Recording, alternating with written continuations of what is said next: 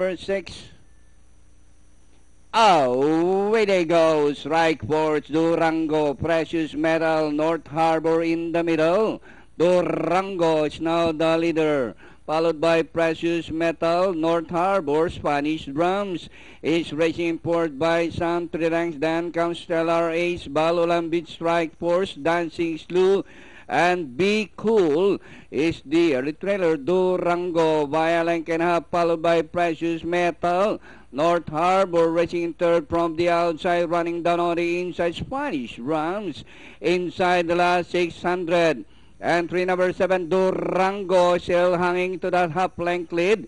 Precious Metal is running in second. North Harbor. Spanish Drums is running down on the inside. Inside the last 500, Durango is still leading by a length and a half. Precious Metal remains in second. Spanish Drums running in third by the North Harbor and Balulang Beach. Inside the last 250, Durango, while the rider still with a tight range, and this one is FM Raquel Jr. It's still Durango, this time by some 3 lengths now, entering the finish line. Entry number 7, Durango. Second, Precious Metal, Spanish Drums, Balulang Beach, and Strike Force for your Fantafecta.